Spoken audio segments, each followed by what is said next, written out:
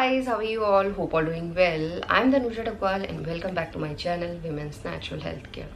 So guys देखिए, आज की वीडियो में मैं आपको बताने वाली हूँ कैसे आप पता कर सकते हैं जब आपके ओवरी से अंडा रिलीज हुआ है और आप कांटेक्ट में हैं तो उस दौरान स्पर्म सेल एग सेल तक पहुंचा है या नहीं पहुंचा है, दोनों का मीटअप हुआ है या नहीं हुआ है, या आपका एग फर्टिलाइज हुआ है या नहीं हुआ है। तो जो भी महिलाएं प्रेगनेंसी प्लान कर रही हैं उन सभी महिलाओं को ये जानना बहुत ज़्यादा ज़रूरी है, क्योंकि उससे ही आपको पता लग सकता है कि आपको इस महीने प्रेगनेंसी कंसीव होगी या नहीं होगी। क्योंकि जब इम्प्लांटेशन सफल होता है वो पीरियड डेट से थोड़ा टाइम पहले होता है, बट जो एग फर्टिलाइज होता है वो ओव्यूलेशन के दिन या ओव्यूलेशन के एक दिन बाद हो जाता है। अगर एग फर्टिलाइज हुआ है तो हाई चांसेस हैं कि बच्चा भी आरोपित हो जाएगा। तो किस तरीके से आप पता कर सकते हैं कि एग सेल और स्पर्म सेल मिले हैं या नहीं मिले हैं नेचुरल तरीके से, खुद ये आज के वीडियो में आपको बताने वाली हूँ। तो जो भी महिलाएं जल्द से जल्द जानना चाहती हैं कि इस महीने उन्हें प्रेगनेंसी कंसीव होने वाली है या नहीं होने वाली है, उन सभी महिलाओं के लिए ये वीडियो बहुत ज़्यादा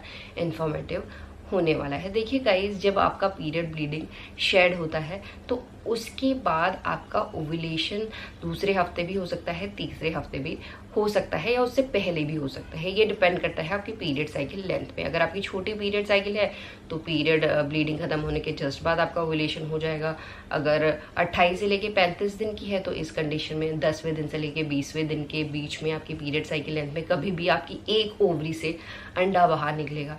एक महीने आपकी राइट ओवरी से निकलता है तो दूसरे महीने लेफ्ट ओवरी से निकलता है। जिस भी ओवरी से अंडा बाहर निकलता है उस जगह पे आपको हल्का हल्का पेन शुरू हो जाता है। ये पेन दर्शाता है कि आपकी ओवरी से सफलतापूर्वक अंडा रिलीज हो गया है। तो इस लक्षण को जान के आप समझ सकते हैं कि आपका ओव्यूलेशन हो गया है। बट इसके साथ साथ कुछ महिलाओं में ओव्यूलेशन के दौरान हल्की सी स्पॉटिंग भी देखी जाती है। तो महिलाओं को ये समझ नहीं आता जो स्पॉटिंग हो रही है ये ओव्यूलेशन की स्पॉटिंग है या इम्प्लांटेशन की स्पॉटिंग। तो सबसे पहले ये समझिए गाइस, जो ओव्यूलेशन है वो आपका पीरियड डेट से 14 दिन पहले होता है, क्योंकि जो ल्यूटल फेज है ओव्यूलेशन के बाद वाला फेज ये 14 दिन का ही रहता है, फिक्स रहता है।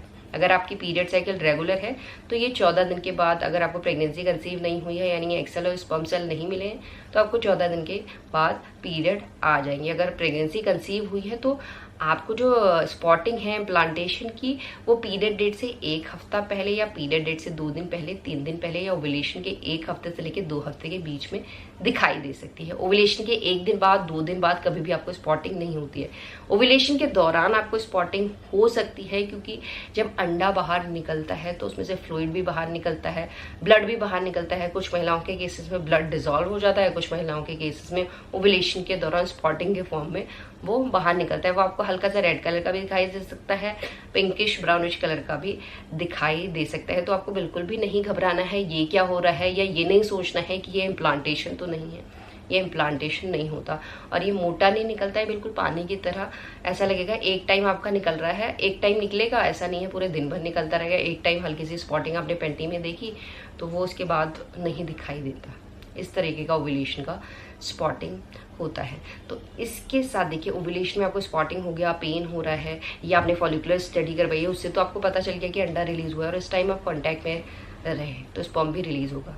अगर स्पर्म हेल्दी है, मोटाइल है, स्पर्म की मॉर्फोलॉजी आपने टेस्ट कराया, स्पर्म हेल्दी निकला है, सब चीज़ सही है, तो स्पर्म को एग तक पहुंचने में मुश्किल से 15-20 मिनट का टाइम लगता है।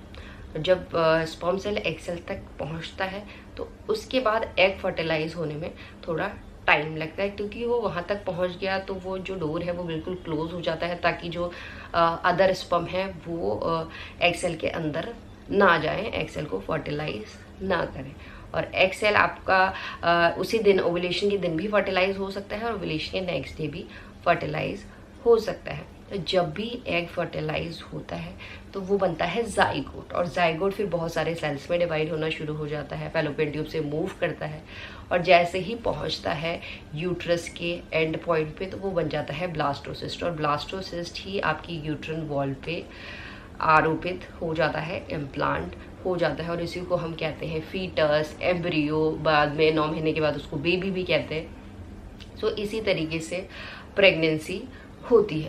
बट प्रेगनेंसी तो आपको लेटर, इम्प्लांटेशन है वो तो ओव्यूलेशन के 1 हफ्ते से लेके 2 हफ्ते के बीच में सफल होगा, बट एग फर्टिलाइज तो आपको 1 दिन बाद ही हो जाएगा। तो एग फर्टिलाइज होने में अगर आपको अपने बॉडी के हर एक चेंजेस पता चल जाते हैं तो आपको समझ आ जाएगा कि एग फर्टिलाइज हो गया है।